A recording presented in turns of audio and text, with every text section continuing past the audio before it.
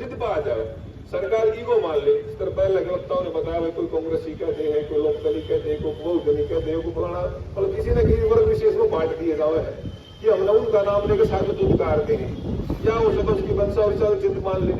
जिद मान ले तो सरकार को अपना प्रतिनिधित्व दिखाने की या अपने रिप्रेजेंटेशन देने की प्रक्रिया क्या हो।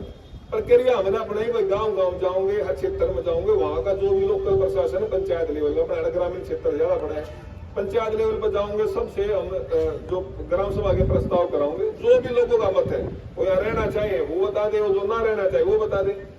बहुत सारी पंचायतों ने प्रस्ताव दिया है, एक भी पंचायत का प्रस्ताव इसलिए नहीं आया है कि वो बुहाना को हमें जिले के तौर पर स्वीकार करना चाह रहे। हर किसी ने ये लिख के दिया कि हम सोनीपत का हिस्सा रहना चाहते हैं, और सोनीपत का हिस्सा रहने के पीछे हमारी सुविधा मात्र है, दूरी इतनी नजदीक है, बाकी हम तो देखने ही नहीं है। हर एक आदमी ने जब ये कहा कि हम बुहाना नहीं कहना चाहते, तो फिर सरकार इस फैसले पर अड़ी क्यों पड़ी है, जिद क्यों लगाई बैठी है।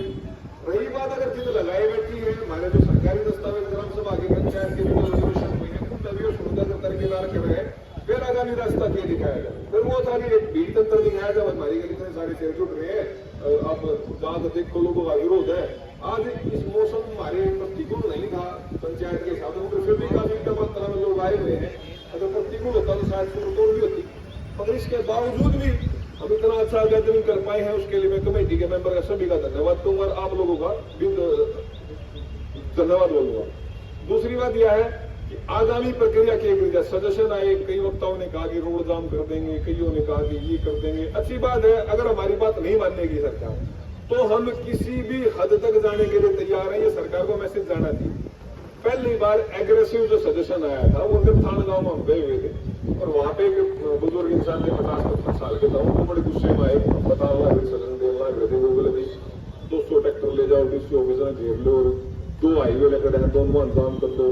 उनका सजेशन बिल्कुल स्वागत के योग्य था, मगर एक सजेशन फिर हमने भी दिया था, अभी तो वार्तालाप की स्थिति है, हम बात कर रहे हैं, सरकार के नुमाइंदा दिखने लग रहे, पंचायतें हो रही है, लोगों का विरोध है, कोई ताश के लौड़े भी डिस्कशन चल रहा है, नाई की दुकान को पाल कटा उड़े भी डिस्कशन चल रहा है, गेट खड़े उड़े भी डिस्कशन चल रहा है। सरकार ने जो बेरा लोगों में विरोध है, शायद हमारे विरोध में वे जान ले और अपने फैसले ने बदल दे, बुहाना के अंदर खरगोदा के चित्रों को ना मिलाए, मगर सरकार फिर भी अड़ी रही।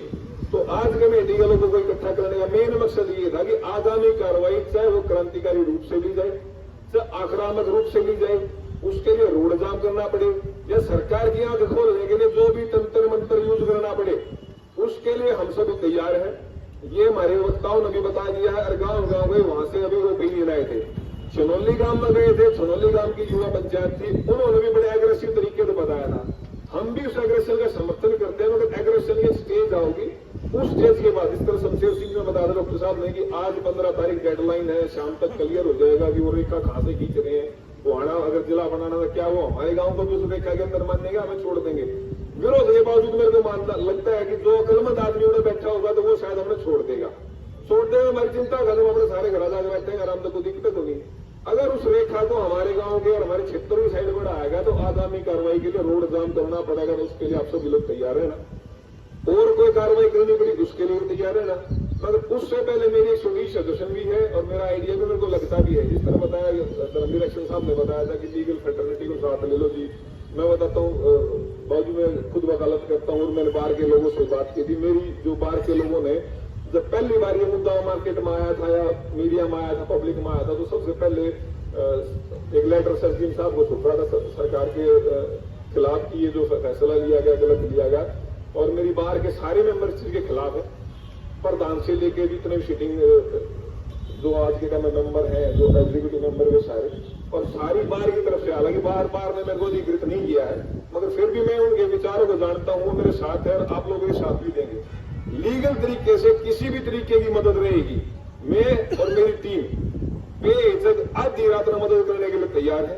और आप लोगों के जोश को देखते हुए मुझे ये लगता है, जिस तरीके से थोड़ी बार पहले हम आंधी चाल दी थी, सारे दिन लट्ठा न पकड़ के खड़े देंगे, स्टैंड न नहीं ढकेने देंगे, लोग खरगोदा नहीं ढकेने देंगे, इतनी मजबूती से पकड़ के खड़े रहोगे तो किसी की हिम्मत नहीं हमारे गांव में ले जाकर बुहाना में बिठा देगा। हमारी मांग अपनी जगह जायज है, और जायज के साथ उसमें लॉजिक भी है।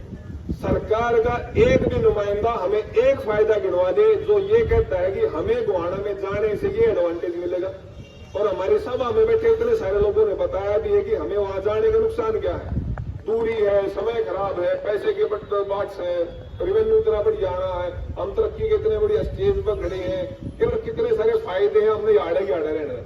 एक पिछड़े हुए क्षेत्र में अरे इतनी दूर ले जाकर जाने का मतलब ये है कि उसका शायद सरकार जान सके, वो उसका राजनीतिक उसका ओपिनियन हो।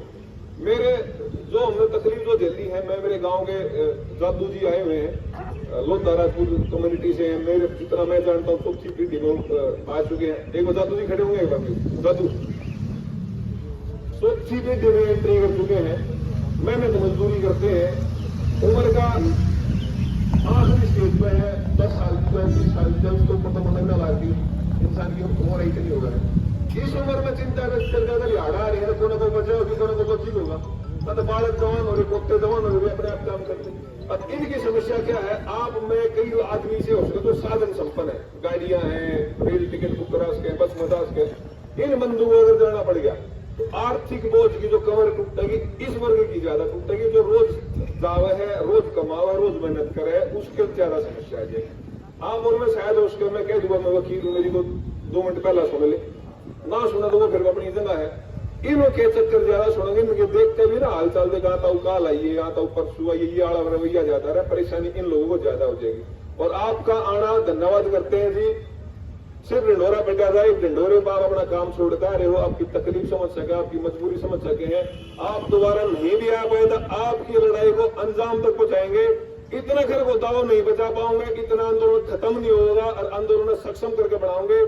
मैं कमेटी के हर मेंबर से परिचित हूँ, सारे त्याग करने के लिए तैयार है, अपनी जगह हर तरीके से सक्षम है, और उस सक्षमता का परिचय देंगे। एक दिन सरकार को मजबूर होना पड़ेगा और ये कहना पड़ेगा, खरगोदा क्षेत्र के वासी अपना सोनीपत जिले का तुमने कबूल हो, हम तुम्हें गोवाड़ा में नहीं मिलाएंगे। हमारा जोश इतना मजबूत है, उस जोश में लेकर सरकार में भेजना पड़ेगा और झुकागा मानेंगे। सबसे पहले 2 लाइन आई थी, भीड़ कम है, एफर्ट कम है, लोग कम आए, पहले ये करो, इफ और बट की कंडीशन थी। इफ और बट तो है ही नहीं, हमने अपना खरगोदा कितने छेड़छाड़ के साथ चाहिए ही नहीं। खरगोदा याडे रहेगा, हम खरगोदा का बासिंदे, हमारा जिला सोनीपति रहेगा, हमको वहां नहीं जाएंगे, को हंगे तभी ले जाएगा। फिर उसके लिए दूसरे क्रांतिकारी जो प्रारूप होंगे, उन प्रारूप के लिए हम सारे तैयार हैं। आप लोगों ने सभी ने सहमति दे भी रखी है, हमारी सबकी सहमति, हर गांव की सहमति है अपने आप में, और हम 100 के 100% जीत देंगे और अच्छे फैसले लेंगे, सरकार को झुकाने पे मजबूर कर देंगे। और सरकार जिस दिन झुक जाएगी, झुकने की वजह केवल इतनी होगी, हमारी एकता है, भीड़ है, सरकार अपने लेवल पर भी इन्वेस्टिगेशन करे, हर गांव में, हर घर में वोट पार्टी से जुड़े और लोग भी रहे हैं या दूसरे भी तरीके रहूंगा, जान भी चुकी होगी। सरकार का चिंता तो पक्का हो रही है, इसमें डाउट नहीं। पवन खरगोदा से पीछे बात हुई, मीडिया के थ्रू उन्होंने बताया कि नहीं जाऊंगा, तो चिंता का ही विषय था, वो मना भी कर सका था, अब वो नहीं जाएगा। पवन खरगोदा आज के टाइम में मना करे, 2 महीने पहले ही मना कर चुका था, मगर वह चिंता हमारी दोबारा क्यों कर बैठेगी। अपने अरविंद शर्मा जी आगे, मंत्री जी खरगोदा शायद इसी पार्क में आए थे, यहाँ पे आके बीजेपी के वर्करों की मीटिंग ले रहे थे, उन्होंने कहा जी आपको मैं 15 मिनट में कनेक्टिविटी दे दूंगा, घोड़ा जोड़ दूंगा। तो वहां पे तो बीजेपी के कार्यकर्ताओं के सामने ही कहा, तो बीजेपी के कार्यकर्ताओं ने भी बड़ी क्षेत्र मेहरबानी करते हुए मना करी थी, हमको घोड़ा में नहीं मिलना चाहते। मगर वो कार्यकर्ता की सुनता कौन है? मंत्री जी ने अगर विचार बनाया है तो कितने तो कैबिनेट में बैठ कर फैसला होगा। कौन कर होता है बेचारे के एमएलए 90 में गुजरापुर में ही शायद है, हमारा पड़ोसी भाई है, इसका तो है, उधर 13 तो लगेगा तो फैसला हो लेगा। तो मंत्री जी ने जाके ही तो हमारी फिर चिंता दोबारा बढ़ेगी। मैं जो छोटा एमएलए लूंगा मैं नहीं जान दूंगा, मंत्री जी का है मैं तो लेके जाऊंगा, तो किसकी बात सच्ची बात है? बड़े आदमी की मानी जाएगी। अगर बड़े आदमी की बात सच्ची है तो उस बड़े आदमी को भी झुकाएंगे, इसमें शक ही नहीं। सारे लोग इकट्ठे रहो, मजबूत रहो। आज जो फैसला लेने के लिए बैठे हैं, फैसला करके चल लगे, आगामी कार्रवाई क्या होगी? क्या हमें दोबारा से शांति से लोगों के साथ मिलकर बैठ के बात करनी चाहिए, या सरकार के लोगों से बात करनी चाहिए, या कोई कानूनी प्रक्रिया अपनानी चाहिए, या आंदोलन की प्रक्रिया अपनानी चाहिए, या साइमल्टेनियसली सारी चीजें एक साथ करनी चाहिए? बातचीत भी चलती रहे, आंदोलन भी चलता रहे, लीगल प्रोसीडिंग भी चलती रहे। जिस भी प्रक्रिया को कमेटी फैसला लेगी हम सब समर्थन देंगे, सारे तन मन धनता होंगे, तो सड़क जाम करना पड़े, कुछ भी करना पड़ो। और आप लोगों के जोश और इस तपती धूप में बैठ कर सुनने के लिए मैं बहुत बहुत आभारी हूँ, धन्यवाद। और इस तरीके से मनवा गृह मेरे को नहीं लगता कि बताना एक भी हल नहीं है, जाड़े था जाड़े रखेंगे। धन्यवाद।